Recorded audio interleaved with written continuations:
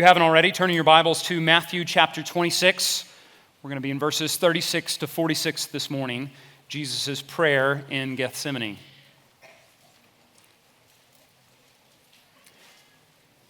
This morning, our text is somewhat like a breath before the plunge. The electricity and tension in the story has reached its fever pitch. And many of us are familiar with what comes with the rest of Matthew. And so Jesus takes this opportunity to get away with his disciples, go by himself, and pray, preparing himself for what will be his final acts before his crucifixion. The main idea of our text this morning, and therefore the main idea of our time together, is this: that facing the cross, Jesus puts his trust in the will of his Father through prayer. Facing the cross, Jesus puts his trust in the will of his Father through prayer. We're going to look at this through three themes this morning. We're going to see the Messiah's supplication. What does Jesus ask for? That's what supplication means. If you didn't know what that means, on some Sundays you'll hear us say, "Would you pray a prayer of supplication with me?" It just simply means that we're asking things of God. So we're going to look at what the Messiah's supplication is. What does Jesus ask for? Then we're going to see the disciples sleep. And lastly, we're going to see the lamb's sacrifice. So the Messiah's supplication, the disciples sleep, and the lamb's sacrifice. Let's look at the Messiah's supplication together. Verse 36. Then Jesus went with them to a place called Gethsemane, and he said to his disciples, "Sit here while I go over there and pray." And taking with him Peter and the two sons of Zebedee, he began to be sorrowful and troubled. Then he said to them, "My soul is very sorrowful, even to death. Remain here and watch with me." And going a little further, he fell on his face and prayed, saying, "My Father, if it be possible, let this cup pass from me. Nevertheless, not as I will, but as you will." Jesus is in pain. After he's had his last meal with his disciples, they make their way to the garden for the sake of prayer. And this, in and of itself, wouldn't have been a surprise to the disciples. We don't see this a ton in Matthew, but we know from the other gospel accounts that Jesus often would recuse himself from the crowds, take his disciples, and even leave his disciples to go and pray and commune with his Father in private. But what might have been surprising to the disciples is Jesus' own acknowledgement of his sorrow and his pain and his grief. Throughout Matthew, we get just a couple of brief glimpses into the emotional life of Jesus. He's described as having compassion on those he encounters. He even describes himself in Matthew 11 as being gentle and lowly of heart. But here, Jesus says something that might shock us. He's sorrowful, even unto death. In anticipation of the events on the horizon, Jesus is grieved, not just by the prospect of mere physical death. Many men in Earth's history have faced death head on, without fear, without pain, without torment. But Jesus is tormented over this reality. See, this is more than just about the physical phenomenon of a heart-stopping beating within a chest. No, what Jesus is facing, is the eternity-defining event. This is more than just physical death. This is Jesus knowing that he is the Lamb to be slain for the sins of the world. He knows he's about to face the unfiltered, unreserved, and all-consuming wrath of God on the cross. And this is the cup that he speaks of. Look again in verse 39. "My Father, if it be possible, let this cup pass from me." See, Jesus has been preparing for this moment his whole life, and now it's on his doorstep. We saw a couple of weeks ago when Jesus is talking about his second return that in his humanity, there's some mystery here, but he doesn't know when he will return again. But this reality, he knows. The Father has revealed it to him. He knows, and he's already spoken of it. Back in Matthew chapter 20, we have this interaction between Jesus and the mom of two of the men who were just with him, James and John, the sons of Zebedee. Remember, in Matthew chapter 20, their mom comes to him and he says, Jesus, would you allow one of my sons to sit on your right and one of my sons to sit on your left?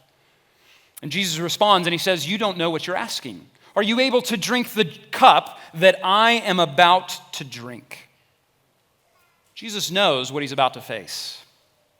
He knows what this cup represents. Throughout the scriptures, this cup is the image of God's wrath poured out on sin. God has a cup filled with holy anger against unrighteousness and wickedness in this world, and he will pour it out rightly and justly. Shootings like what happened yesterday and what seemed to be frequent will not go unpunished. God's wrath is full to the brim, and it will be poured out on all wickedness, and it will be good and it will be right. Psalm 75:8, for in the hand of the Lord there is a cup with foaming wine, well mixed, and he pours out from it, and all the wicked of the earth shall drain it down to the dregs. God's justice is full. His wrath is at the ready to be poured out on sin. And Jesus says, I'm going to drink that cup. Jesus, facing the imminent prospects of bearing his Father's wrath, of being cast away from his Father's presence, is filled with grief. Sometimes we think of grief as an understandable response, right? Someone loses a house to a natural disaster. Someone loses their job in an unjustified manner. Someone loses a family member to an accident or a disease. And we're like, of course they're filled with grief. Why wouldn't they be filled with grief? That's so painful. That's so hard. But how often do we think of grief and sorrow as the right response? As something that is good and right? See, godly grief, godly sorrow is a deep, heartfelt acknowledgement that something is not how it should be. Godly grief is felt internally whenever there is something amiss. And Jesus is right to grieve. Jesus is exhibiting his own righteousness. Why? Because the Son loves his Father. Jesus has only ever enjoyed the pleasure of his Father, and now he knows he's going to face his terrible wrath. Having only experienced the delight of God, now he's about to feel the anger of God. See, Jesus didn't just avoid sin. It wasn't just a pothole in the road that he went around. No, Jesus was filled with righteousness. This tells us that his sorrow and grief here is the holy response for what is about to happen. So, brother and sister, are you filled with sorrow and grief this morning about something that is not right? Is something grieving you this morning because the hard providence of God has led you to some pit of suffering? Has something come upon your life that is not how it should be? See, I would be a terrible food critic. When I eat a meal and I try to relay my experience, my words just kind of fall short. Well, how was it? Oh, it was good. It had so many flavors. It had different elements and ingredients, and it was good. See, when I describe something like that, you have no clue what my experience was like. You can't taste it for yourself. But if you've had the food that I've had before, all I have to say is the name of that food. Now, this might be a risk because it's right before lunch on a Sunday morning. But maybe you've had the meat sweats at Jay's Barbecue. Some of you have, and you know. I don't even have to describe what's on it. You just know. And maybe you feel a little bit of meat sweats coming on because you're like, I want some of that. See, when you've experienced something, all you have to do is say a word and you know. Well, sometimes we have the same situation with our suffering. We try to describe, we try to put it in words, what we're feeling, what we're experiencing, and our words just fall short. We can't relay what's going on. But you talk to someone who has walked through that suffering, someone who has experienced that disease, someone who has experienced that loss or that pain, And all you have to do is say a word and they know. Friend, if you're experiencing that kind of sorrow and grief this morning, find solace in the suffering servant. Find comfort in the grief of Jesus. He can sympathize with you because he is acquainted with grief. This means that Jesus is not acquainted with suffering as though he can describe it from a textbook. No, he knows suffering and he knows your suffering. Tonight we're having our members meeting and we're going to sing a song called What a Friend We Have in Jesus. But here's one of the verses. Have we trials and temptations? Is there trouble anywhere? We should never be discouraged. Take it to the Lord in prayer. Can we find a friend so faithful who will all our sorrows share? Jesus knows our every weakness. Take it to the Lord in prayer. So not just take it to the Lord, but follow Jesus' example in his grief. Take it to the Father in prayer. This is what Jesus does, right? Jesus experienced this turmoil and this grief. Something is not right. The Son is about to experience not the Father's pleasure, but the Father's wrath. And so what does he do? He goes to his Father. And throughout Jesus' life, this has been his chief means of communing with his Father while here on earth. And through the private prayers of Jesus, we see Jesus' personal delight in his Father. He loves his Father, so he goes to him often in prayer. And here, at his hour of greatest need, he takes his sorrow to his Father. He finds himself alone with God, and he falls on his face, and he prays. And I wonder if you notice that Jesus, in some sense, is praying a prayer he's already talked about.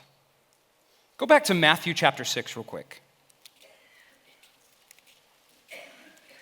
Jesus describing how we ought to pray, he first sets the setting. Tells them, don't pray in public with all sorts of words. Go to your Father who hears in secret and he will reward you in secret. This is what Jesus is doing. He's going by himself into the garden to pray. But then look in chapter 6, verse 9. Pray then like this. Our Father in heaven, hallowed be your name. Your kingdom come, your will be done, on earth as it is in heaven. Give us this day our daily bread, and forgive us our debts, as we also have forgiven our debtors. And lead us not into temptation, but deliver us from evil. See, Jesus here describes how we ought to pray. And do you see the elements that Jesus instructs this crowd with in Jesus' own prayer? First, we see that Jesus, through his prayer, is connecting heaven and earth. I mean, that's what he prayed for in verse 10. Your kingdom come, your will be done on earth as in heaven. Go back to our text this morning. My Father, if it be possible, let this cup pass from me.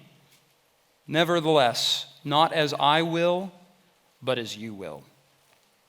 Jesus filled with this unimaginable sorrow that you and I cannot fathom. Grief beyond compare that affords him the right to sympathize with anyone in pain. And his response is to take these concerns to his Father.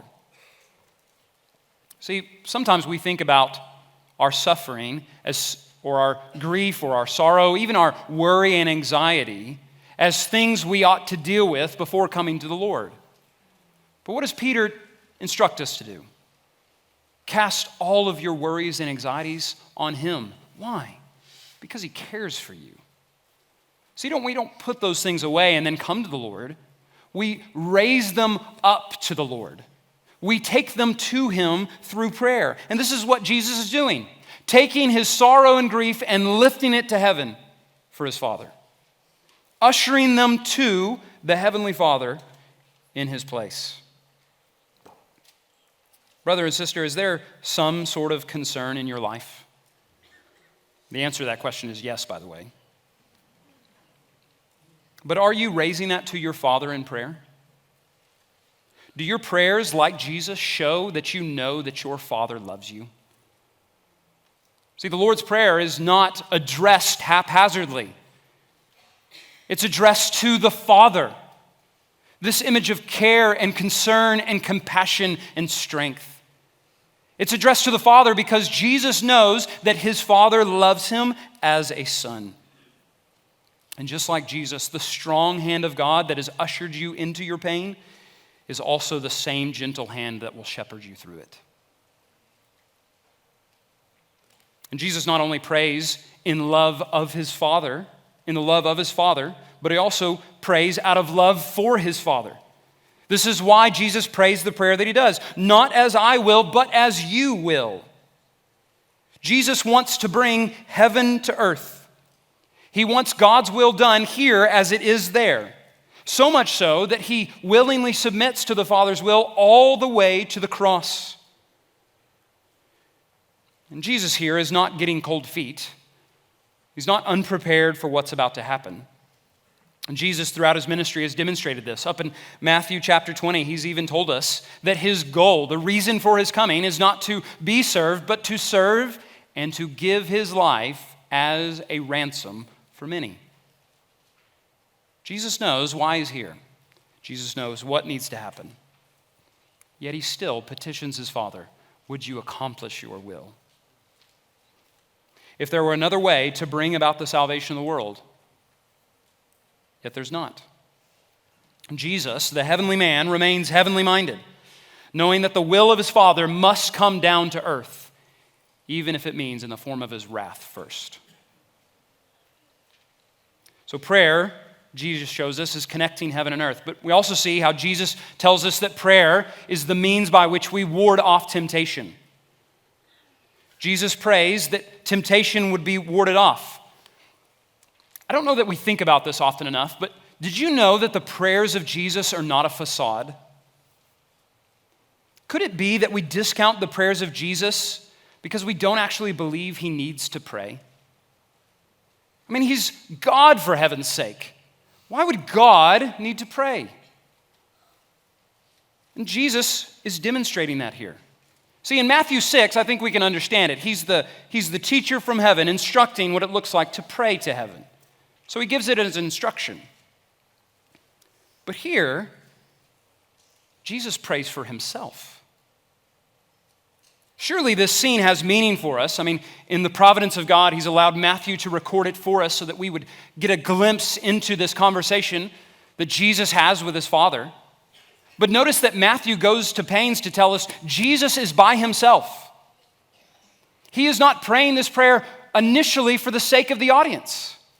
He has left his disciples and Peter and James and John to go by himself to pray this prayer. In other words, we should not discount the humanity of Jesus for the sake of his divinity. We should not forget that Jesus was a man, and he did what all spirit-filled men should do. He depended on his Father through prayer. And he instructed his disciples to do the same. Look in verse 40 and 41. And he came to the disciples and found them sleeping, and he said to Peter, "So could you not watch with me 1 hour? Watch and pray that you may not enter into temptation. The spirit indeed is willing, but the flesh is weak." See, there's an internal, external reality that Jesus is showing us here. That there's a tendency to talk a big game and not follow through. More on that here in a minute as we look closer to the disciples. But look at how Jesus applies this in his own life. The flesh of Jesus, the humanity of Jesus, was subject to weakness. Not in the sense that he lacked physical strength, not in the sense that he was internally tempted by errant desires that we have, but he was still a man. He was genuinely tempted. And thus Jesus prays that if the Father chooses not to accomplish his will by another means, that the true will of God would be accomplished. And so by his prayers, Jesus is preparing himself to face the red-hot wrath of God. And I wonder if you notice there is nothing changed by Jesus' prayer. Jesus prays, and nothing from our perspective happens. His flesh was not different. It wasn't as though as now he was impervious to physical pain. The circumstances didn't change. Judas will show up in the next section, betray him, and he will be led to a sinner's cross. Jesus prays, and nothing changes. I think we often assume that prayer is a vehicle to change our setting, when prayer is actually a vehicle to exercise our faith in our suffering. To put it another way, prayer has more to do with the heart than the heat of the moment. Prayer often does not change our external circumstances, but stills our hearts for what we're about to face. And while there remains a mystery here in the relationship between the Father and the Son in the incarnation, what is clear is that the Father cared for the Son through the prayers of the Son. There is no evident change from what we can see. Yet through prayer, by Jesus calling out, "My Father, your will be done," he is then prepared to say, my God, why have you forsaken me?" This is the Messiah's supplication. This is Jesus' request. Lord, Father, would you accomplish your will? But now let's look at the disciples' sleep. Verse 40 again. "And he came to the disciples and found them sleeping. And he said to Peter, 'So could you not watch with me 1 hour? Watch and pray that you may not enter into temptation. The spirit indeed is willing, but the flesh is weak.' Again, for the second time, he went away and prayed, 'My Father, if this cannot pass unless I drink it, your will be done.' And again he came and found them sleeping, for their eyes were heavy. So leaving them again, he went away and prayed for the third time, saying the same words again. Then he said to his disciples, Then he came to his disciples and said to them, 'Sleep and take your rest later on.'" See, in typical fashion, Jesus sets the perfect example of how we ought to do something, and the disciples set the perfect example of how we ought not to do something. He calls his disciples to come, and he brings these three further along, Peter, James, and John, and he commissions them to watch. Now, this watch is not the watch of a sentry, as though Jesus needs warning about the mob that's about to approach. No, this watching is related directly to the act of praying. It's similar, it's the same language to the way Jesus describes our posture to his second coming. We're to watch, we're to be awake, we're to be ready. It's the same point. Jesus' watching here is the language of being prepared for what's about to come. Watch, prepare yourselves, because everything that I told you is about to happen. See, the watching here is an aspect of faith. You believe the words of Jesus, and so you prepare yourselves for the fulfillment of the words of Jesus. And as we discussed with Jesus himself, this watching and praying has a direct impact on their fight of temptation. See, Jesus comes and he prays, goes, finds his disciples. They're asleep. He wakes them, goes back and prays again, then goes, finds them asleep again, wakes them up, goes back and prays a third time. I think in a setting where Jesus himself feels like he needs to pray 3 times, the disciples ought to be perked up to something, but clearly they're not interested. Jesus has told his disciples, we saw this last week, that they would surely fall away. And Peter, the boldest among them, denies it. The other disciples murmur in agreement. And here is their chance to prove Jesus wrong. All right, big shot. You say you're not going to deny me. Here's your time to prepare. Here's your time to steel your spine. All of the dominoes have been lined up. And from one kiss from Judas, they're going to begin to fall. So watch and pray. But Jesus warns, and it's met by the weakness of Peter. He addresses Peter here, but I think he means to group them all in. See, Peter's often the representative of the other groups. And so we have Peter, and then you have the 2 sons of Zebedee, James and John, who are a little further along with Jesus. Now, think about these 3 for a minute. You have Peter, who's also known as the Rock, and then you have the sons of Zebedee, James and John, also known as the sons of thunder.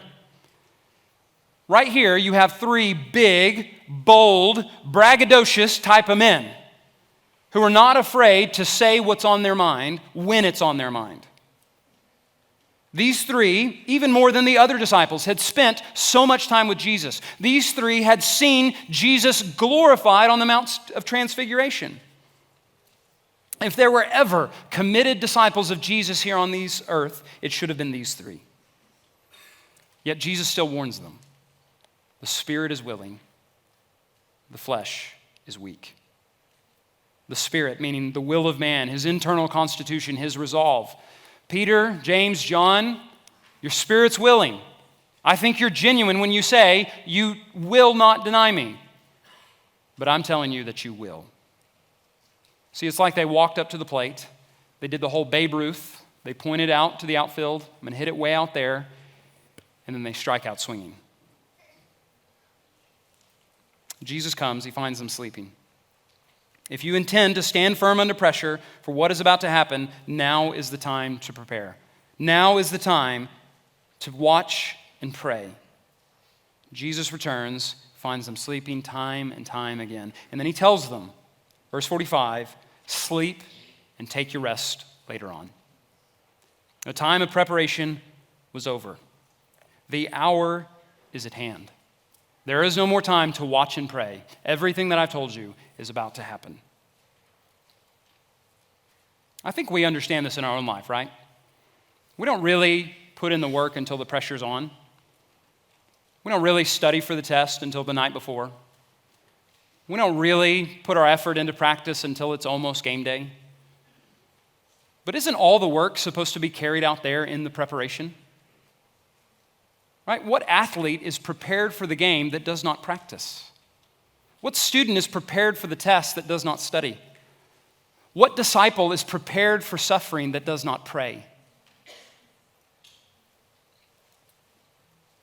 Here we are, in some sense, we're talking about preparation. We're talking about practice, a la Allen Iverson. Do you find yourself in relative peace? Is there a lack of overwhelming suffering in your life by God's grace? Friend, this is your chance to prepare. This is your chance to watch and pray. Jesus has promised that this life will be filled with trouble. Jesus has promised you that your life will be filled, in some instances, with unimaginable suffering. Are you preparing for it now? Are you heeding the words of Jesus to watch and to pray? Children and students at home, listen to me real quick. Maybe the lack of suffering in your life is because God has been kind and used your parents and the people around you to protect you. That will only last so long. Suffering will come even for you. So use the time you have at home under the care and protection of this church and your own parents to prepare for the suffering that you will surely face. Saints, have you suffered unimaginable loss? Would you use your experience to train the rest of us? Would you find someone younger than you? Would you find someone who has experienced less suffering than you and commit to pray for them? Commit to encourage them. Commit to use what the Lord has faithfully seen you through to prepare others to face that same kind of suffering. One of the ways that we can do this personally is we can work to memorize the Psalms. Jesus, here, when he's speaking of how sorrowful he is in verse 38, he's almost certainly quoting Psalm 42, which we just sang a rendition of that right before the sermon. Jesus here is responding to his suffering with the Psalms. Use the Psalms to give words to your suffering. Use the Psalms to give understanding to your pain. Psalm 42:5. Why are you cast down, O my soul? And why are you in turmoil within me? Hope in God, for I shall again praise him, my salvation. So not just memorize the Psalms, but ingest good songs like we hear at Southside. Play them often. Sing them at family worship. Part of the reason that we sing good songs is because it's not always easy to recall verses that we have memorized to mind. But I think what you'll find when the suffering does hit, when you get that phone call, is that the songs that are rolling around in your mind and your heart will come back to mind.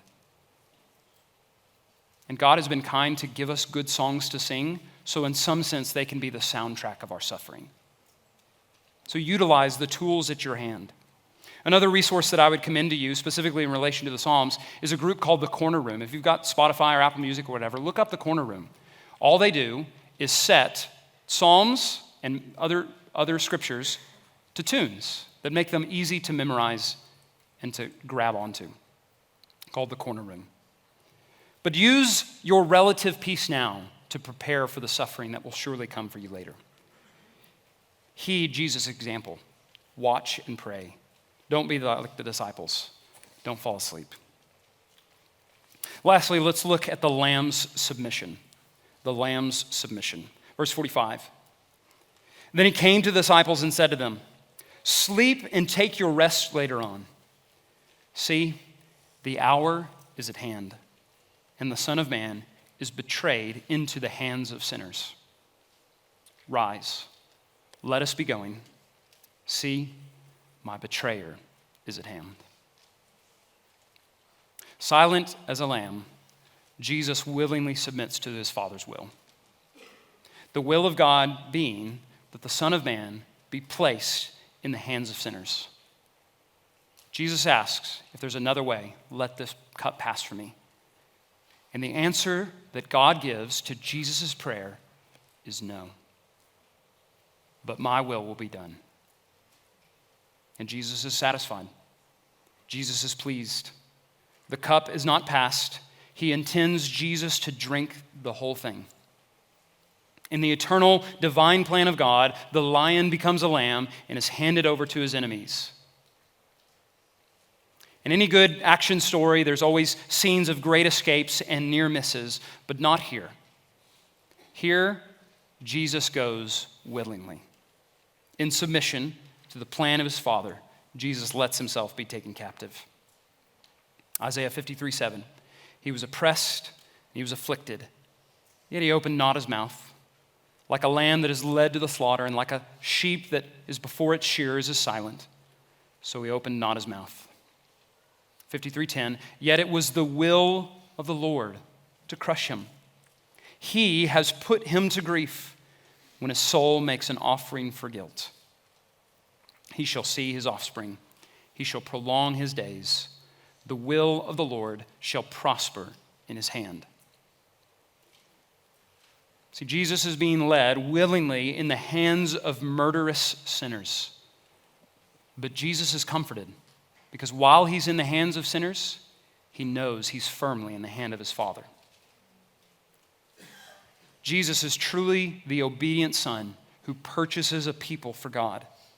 Jesus knew he was right where he was supposed to be, and he was able to stand firm, even as we'll see next week how he's abandoned by everyone that he knows. Jesus allows himself to be captured, and here we see the strength of Jesus. See, strength is not always about doing everything to hold suffering back, but strength is relinquishing your rights for the sake of obedience. Look at verse 53 real quick. Peter has chopped off this man's ear. Classic Peter. Jesus says, put your sword back. And then notice what he says in verse 53. Do you think that I cannot appeal to my Father, and he will at once send more than 12 legions of angels? Jesus relinquishes his authority for you. Jesus could have saved himself. Jesus could have taken himself off the cross. He could have called down angels from heaven because that was his authority. But because of submission and because of love, Jesus was silent. Hebrews narrates this passage for us. Hebrews 5:7. In the days of his flesh, Jesus offered up prayers and supplications with loud cries and tears to him who was able to save him from death, and he was heard because of his reverence. Hebrews tells us that Jesus was heard because of his reverence. Jesus prostrated himself before the Father so that he could stand firm under persecution. And Hebrews tells us that his prayer, his supplication, his request was answered, not from the execution, but from the tomb. See, Jesus was saved from death, but it was after the fact, so that you and I could be saved from death before it comes. Because Jesus drank the cup of wrath. This cup that he says, if there is another way, let it be done. But no, if this cannot pass, your will be done. Jesus went to the cross and drank that cup down to the dregs so that you might drink of his cup. Not the cup of wrath, but the cup of grace. Jesus drank of his Father so that we could drink of his blood. And because he willingly obeyed the will of God, we can have refuge, not just from our suffering, but for our souls. Jesus' prayer, while for himself and to prepare himself for what is about to happen, involves you. Because Jesus pursued the will of God, you can be found under the hand of God through grace, through faith in him. So if you're here this morning and you've never considered who Jesus is, would you hear that Jesus prayed so that he would accomplish God's will for your sake? He wanted his Father's glory, but he also wanted to ransom a people for God. Would you trust that this Jesus drank the cup that was reserved for you? You should have drank the cup of God's wrath, but Jesus drank it willingly for you because he loves you. Would you turn to him in faith?